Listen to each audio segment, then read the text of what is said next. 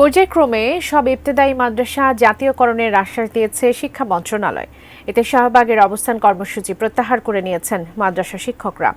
অবশ্য জুনের মধ্যে দাবি পূরণ না হলে জুলাইয়ে আবারও কঠোর আন্দোলনের ঘোষণাও দিয়ে রেখেছেন তারা। জাতীয়করণের দাবিতে 10 দিন ধরে রাজপথে স্বতন্ত্র ইবতেদায়ী মাদ্রাসা শিক্ষকেরা। রোববার তাদের বিক্ষোভ সমাবেশে পুলিশের লাঠিপেটা, কাঁদানে গ্যাসের শেল নিক্ষেপ ও জলকামান ব্যবহারের ঘটনাও ঘটেছে।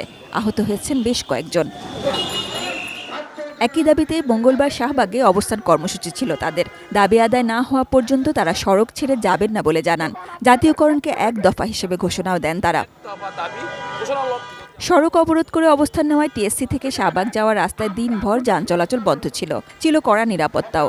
এর মাঝে বিকেলে শিক্ষা মন্ত্রণালয়ের সিদ্ধান্তটি আসে। কারিগরি ও মাদ্রাসা শিক্ষা বিভাগের যুগ্ম সচিব মাসুদুল হক সরকারের সিদ্ধান্তের কথা জানান। আমরা নীতিগতভাবে একমত যে আসলে বাংলাদেশের সকল স্বতন্ত্র ইবতেদায়ী মাদ্রাসা পর্যায়ক্রমে জাতীয়করণ করা হবে। আপনাদের আরো কয়েকটি দাবি ছিল। একাডেমিক স্বীকৃতি বন্ধ আছে, সেটি আমরা এই জুন মাসের মধ্যে জুন মাস 2025 সাল থেকে চালুকরণ করা হবে। সানবিট সব দিবে সামাল। সানবিট ম্যাজিক প্রেস ডিশওয়াশিং এর মাথা ঘোরানো সলিউশন। অনেক কষ্টের পর এই ঘোষণা, তাই মুহূর্তেই শাহবাগে শিক্ষকদের আনন্দ উচ্ছ্বাসে আবেগ ভরা পরিবেশ তৈরি হয়। মানুষ আমাদেরকে মানুষ বলে গণ্য করতো না, এখন আমাদের পরিচয় হয়েছে, আলহামদুলিল্লাহ। আমাদের এত ভালো লাগতেছে যে আমরা আল্লাহর কাছে এত শুকরিয়া আদায় করতেছি। আমাদের আন্তরিকভাবে অন্তর থেকে এসব 50,000 শিক্ষকের পক্ষ থেকে ওনাদের জন্য দোয়া রইল। এখন থেকে আমি সরকারি হইলাম, এর চেয়ে খুশি সংবাদ আর কি হইতে পারে।